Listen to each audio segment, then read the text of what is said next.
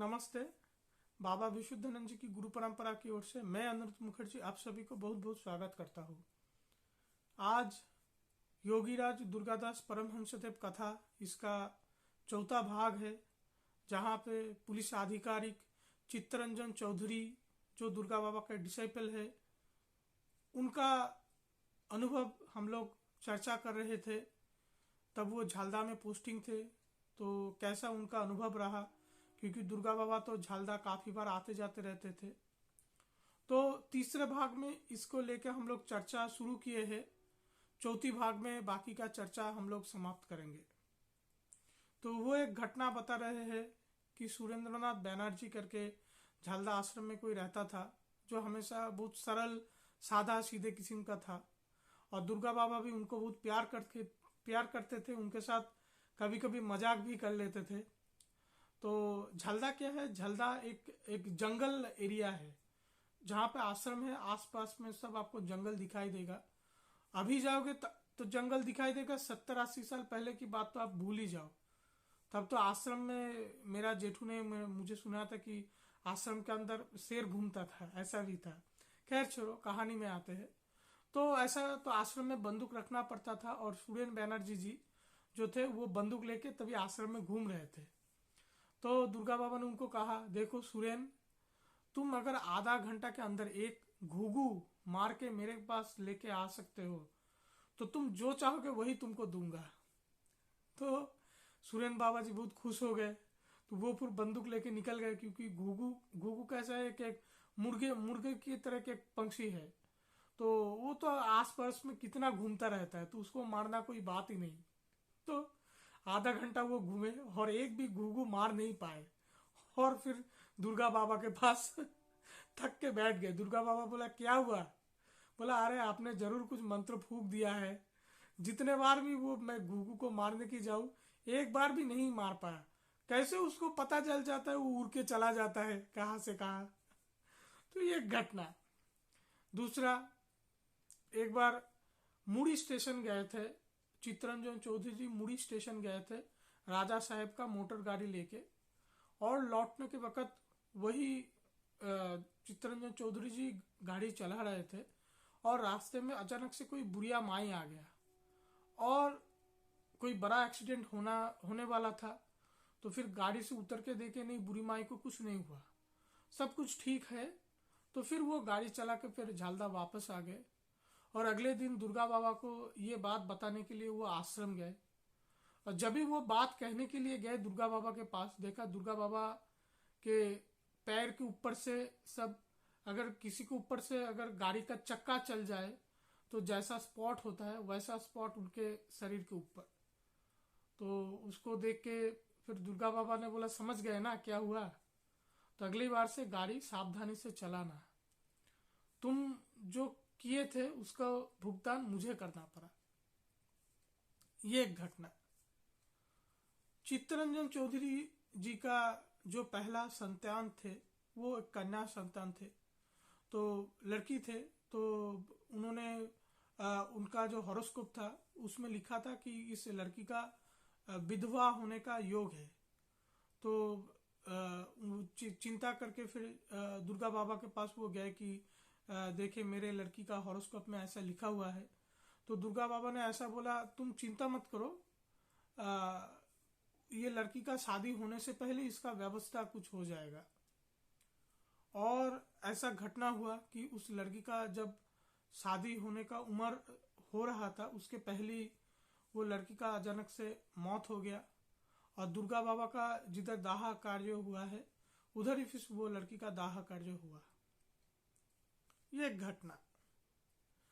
अगला घटना, चित्तरंजन चौधरी जी कह रहे हैं कि एक बार क्या हुआ, झालदा में बेगुन कुदार करके कुछ ग्राम है, एक विलेज है।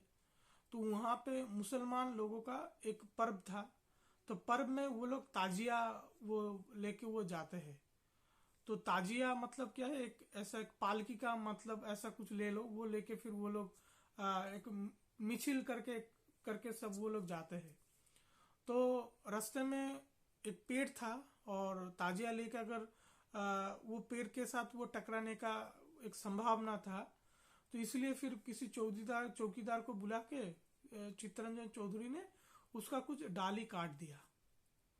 तो बाद में पता चला कि उस पेड़, वो प्रतिष्ठित कुछ पेड़ है, भगवान का कुछ वो पेड़ है, और उसको जब काटा जा रहा था तब कोई कुछ नहीं बोले, और बाद में ग्राम के जो लोग हैं, गांव के जो लोग हैं, वो कोर्ट में केस कर दिए कि ये पुलिस इंस्पेक्टर अपना हमारे गांव के जो प्रतिष्ठित कुछ वृक्ष है भगवान का, उसमें वो जो टहना है पेड़ को थोड़ा सा वो काट दिया है।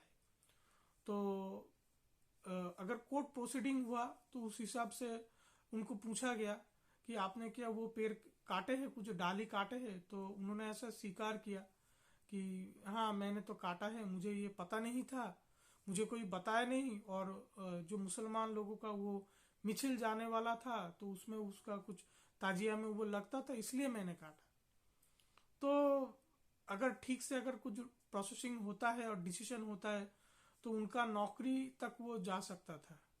तो ऐसा एक परिस्थिति में वो दुर्गा बाबा के पास गए उनके मदद के लिए, और दुर्गा बाबा ने बोला ठीक है, गांव में तुम जाओ, राजा साहब को लेके जाओ, और गांव के जो नेता है उनके साथ जाके मिलो, अगर कुछ परिस्थिति ठीक कर सकते हैं तो मिटमाट हो जाए। तो ऐसा बेगुन कुदर ग्राम में गए, और उधर का गांव का जो मुखिया थे उनका नाम था दोलू बाबू। तो वो गए राजा साहब को लेके, और दोलू बाबू उनसे नहीं मिले। तो उनके घर के लोग बोले कि दोलू बाबू अभी बीमार है, नहीं मिल सकते हैं, तो आप बाद में आइए। तो उनसे मिलना नहीं हुआ, और वो लोग ऐसे ही सब वापस आ गए, बात तो कुछ नहीं हुआ। और ऐसा ही कुछ घटना हुआ कि इस घटने के 2 दिन बाद दोलू बाबू का कुछ बीमारी हो गया, सही में कुछ बीमारी हो गया, और वो चल बसे। और ऐसा घटना होते देखकर गांव वाले जो थे वो कोर्ट केस वापस ले लिए, और उनका जो पुलिस का नौकरी का जाने का कुछ खतरा था वो भी ठीक हो गया। तो ये एक घटना। और घटना बता रहे हैं 1944 को, जब चित्तरंजन चौधरी ने रघुनाथपुर में वो पुलिस का पोस्टिंग था, तभी क्या हुआ कि उनका जो पत्नी जी काफी बीमार हो गए, बहुत बीमार हो गए, और डॉक्टर लोग आए, उनका कुछ नारी नहीं मिल रहा था, जो जीवन का जो कुछ है वो कुछ पता नहीं चल रहा था। और डॉक्टर सब आए, उन्होंने इंजेक्शन वगैरह जो कुछ देना था सब करके गए, पर ऐसा कुछ भरोसे की बात कुछ सुना नहीं पाया कि ये पेशेंट को रिवाइव किया भी जा सकता है, या इसको आगे ये जिंदगी का कुछ भरोसा नहीं है। तो डॉक्टर सब वापस चले गए, तो प्राण का कोई संकट नहीं। ऐसा करते करते फिर 15-20 मिनट गए, अचानक से उनका पत्नी जी का ज्ञान वापस आया। उन्होंने पानी मांगा, तो फिर पानी मांगा, और धीरे धीरे उनका पत्नी जी ठीक हो गए। तो ठीक होने के बाद उनका पत्नी जी ऐसा कह रहे हैं कि उनका देह त्याग हो गया था, और साथ में कोई दो दूत थे जिसके सिर में सिंह थे, ऐसा कोई दूत उनको लेके जा रहे थे। और तभी विशुद्धानंद परमहंस जी कहाँ से आ गए, और जब भी विशुद्धानंद परमहंस जी आ गए तो वो दूत जो थे वो सब गायब हो गए। और फिर विशुद्धानंद जी उनका हाथ पकड़ के उनके शरीर में उनको वापस डाल दिए, और फिर से उनका फिर जो चेतना है वो लौट के आया। तो ये कहानी उनको बताया उनका पत्नी जी ने चित्तरंजन चौधरी जी को। तो उसके सब कुछ ठीक ठाक हो गया, गुरु कृपा का ही बात है। पर बाद में ऐसा कुछ हुआ कि उनका पत्नी जी फिर बेलूर मठ में जाके दीक्षा लिए, ऐसा कुछ घटना जिसको लेके उन्होंने फिर अपना दुख जाहिर किया। खैर वो अलग बात है। और एक घटना कि दुर्गा बाबा का जो जब जिंदगी में क्या हुआ, उनका जो डिसाइपल है सभी का बीमारी वो खींचने लगे थे, तो दुर्गा बाबा का शरीर काफी रोगग्रस्त हो गया। तो उन दिनों की बात है, तो आश्रम में राम काका करके कोई थे, और दुर्गा बाबा ने उनको बिना कारण चांटा जड़ दिया गाल पे।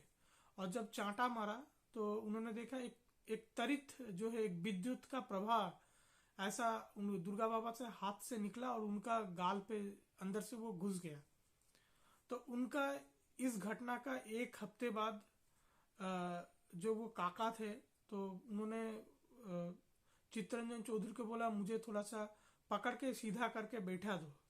और जब भी वो ऐसे सीधा करके बिठाने के लिए गए तो एक विद्युत जैसा वो कमर से कुछ वो विद्युत आके फिर चित्तरंजन चौधरी के शरीर में प्रवेश कर गया, मानो एक तरित का प्रवाह अंदर से कुछ खिल गया।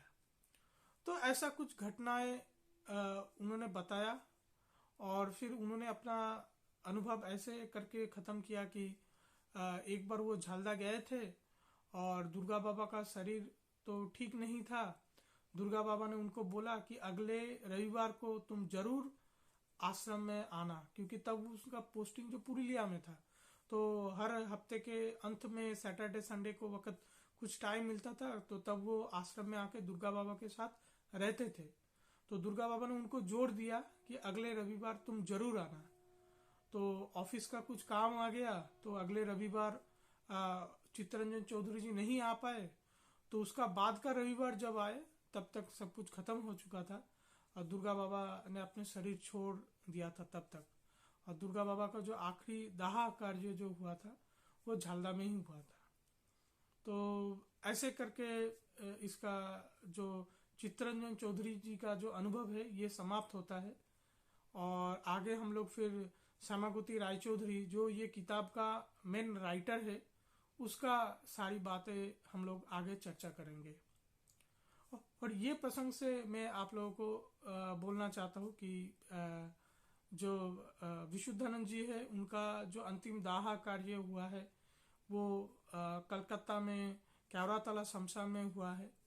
और मेरे जो गुरुजी है उनका भी वहाँ हुआ है। मेरा गुरुजी का जो सीनियर जो भाई है उनका भी वहाँ हुआ है दाह कार्य।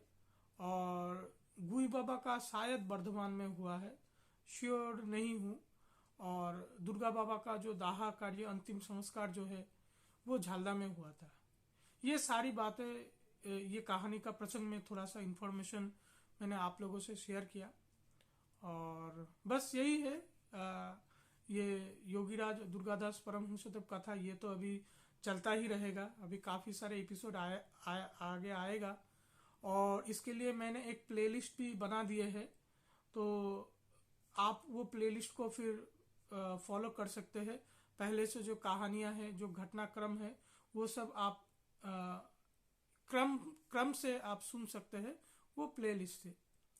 तो आज हम लोग यहीं पे समाप्त करेंगे। आप लोग सब अच्छे रहिए। नमस्ते।